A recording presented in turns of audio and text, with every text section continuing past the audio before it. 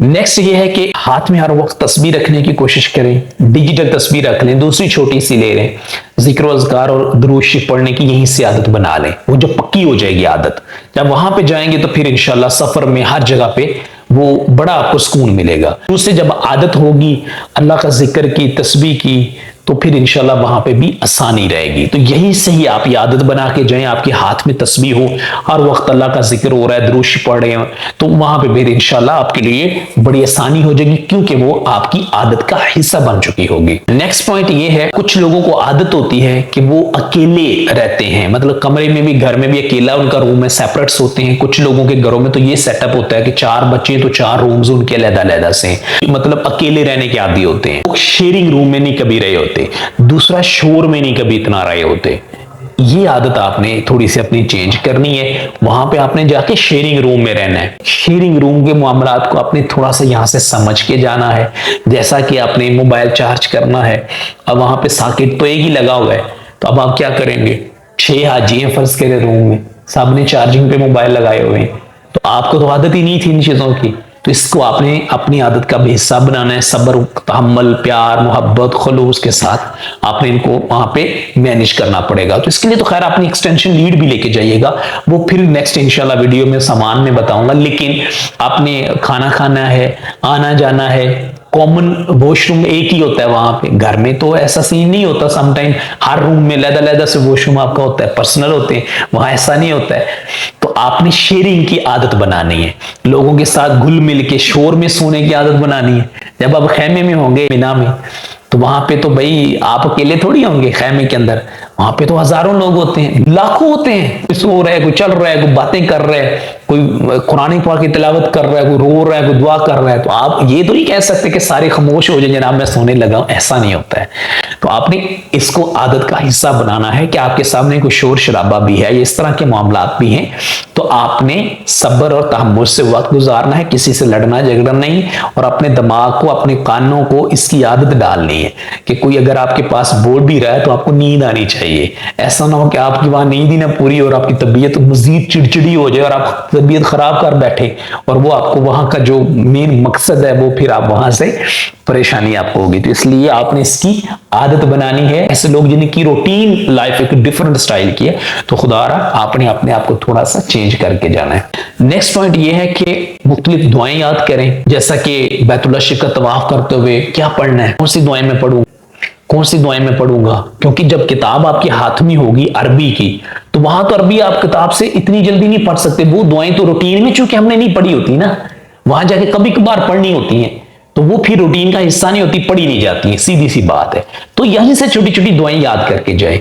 जैसा कि आपने जब बैतुल्लाह शरीफ का तवाफ करना है, इस्तिग़फ़ार पढ़ें, दुरूद शरीफ पढ़ें, और जब आपने उस दीवार के सामने आना है, दीवार मुस्तजार है, रुकने यमानी से लेके आपने रुकने अस्वद तक आना है, यहाँ 70,000 फरिश्ता दुआ पे आमीन कहता है, तो यहाँ पे आपने ये दुआ पढ़नी है, रब्बना आतिना फिद दुनिया हसनतन व फिल आखिरति हसनतन व क़िना अज़ाबन नार। ये आपने अच्छे से याद करके जाएं। फिर मैं तो वहां पे एक दुआ पढ़ता था और मेरे साथ तो पूरा ग्रुप होता था, मैं उनको पढ़ाता था, वो पीछे पीछे पढ़ते थे। अल्लाहुम्मा इन्नी अस्अलुका इल्मन नाफ़िअन व रिज़्क़न वासिअन व अमलन मुतक़ब्बलन व शिफ़ाअन मिन कुल्लि दाई। इस तरह मुख्तलिफ दुआएं याद कर ले, छोटी छोटी याद कर लें, लंबी लंबी ना याद करें, लेकिन याद कर लें। जो आपने तवाफ करना है उसकी जो दुआएं लिखी हुई हैं किताबों में, उनका तर्जुमा पढ़ें अपनी जुबान में, जो भी आपकी जुबान है, किसी भी मुल्क से आप सुन रहे हैं तो उसको अच्छे से समझ लें कि ये इसका लिखा क्या हुआ है, वो अपनी जुबान में दुआ करते रहें। जब आप तवाफ कर रहे हो तो आप अल्लाह से कुछ भी मांग लें, किसी भी अंदाज में मांग लें, वो तो जानने वाला है, वो तो दिलों के हालात जानता है ना। उसके लिए अरबी जरूरी नहीं, अरबी जरूरी नहीं है, लेकिन अगर आप पढ़ सकते हैं ठीक है। लेकिन चूंकि वहां कभी कभार जाना होता है और वो दुआएं फ्रीक्वेंटली नहीं पढ़ी होती जो लिखी होती हैं, या तो इसलिए फिर परेशानी होती है। तो अभी से उन दुआओं को पढ़ लें, अरबी ही पढ़नी है तो उसको अच्छे से सीख लें, आपके लिए बड़ी आसानी हो जाएगी।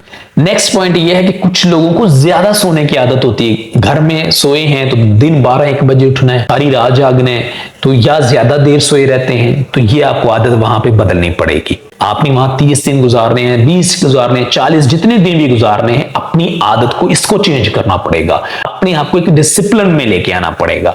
वक्त पे सोना है, वक्त पे उठना है, और अपनी नींद को आपने प्रॉपर लेना है, लेकिन ज्यादा भी नहीं सोना है।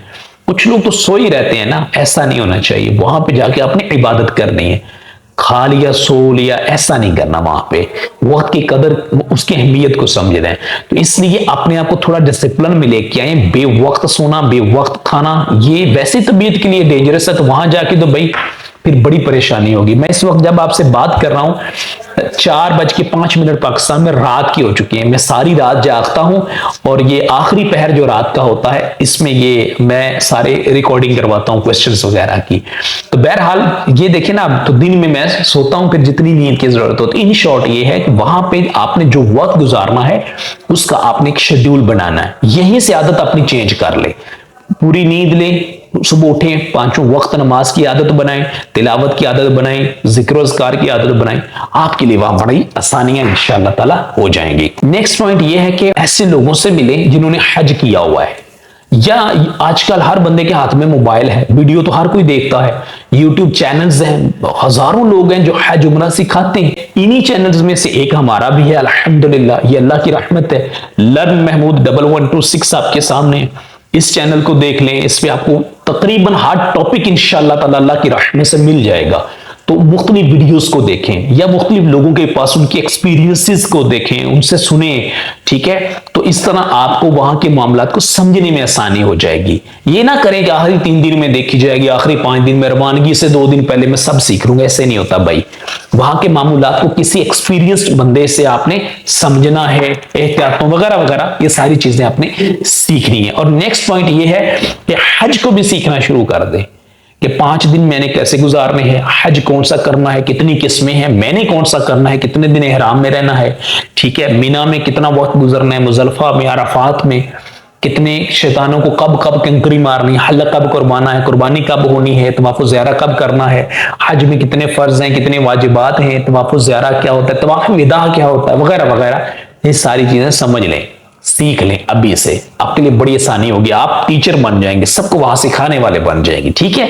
तो ये आपने अभी से सीखना शुरू कर देना है, मेल है या फीमेल दोनों ने। इसी तरह एहराम की पाबंदियों को सीख लें, मर्द और औरत की कॉमन पाबंदियां कौन सी हैं, डिफरेंट डिफरेंट कौन सी हैं, एहराम किसको कहते हैं, कब नियत करते हैं, कहां से करते हैं, क्या क्या मामूलात हैं, इनको अच्छे से समझ लें, ठीक है। ये लाजमी समझें।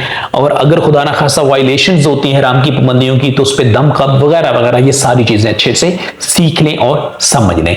नेक्स्ट पॉइंट ये है कि मिकात किसको कहते हैं, हदूद हरम किसको कहते हैं, ठीक है। मिकात के बाहर से अगर आपने जाना है तो आपने हराम कहां से बांधना है, और अगर आप मक्का मुकरमा में रहते हैं और आपने उम्रा अदा करना है तो फिर आपने हराम कहां से बांधना है, नीयत कब क्या होती है, कहां से करते हैं, क्या 2 चादरें लपेट लेने का नाम हराम है, या इसके अलावा भी कुछ करना होता है, ये सारी चीजें बेसिक सीख लें।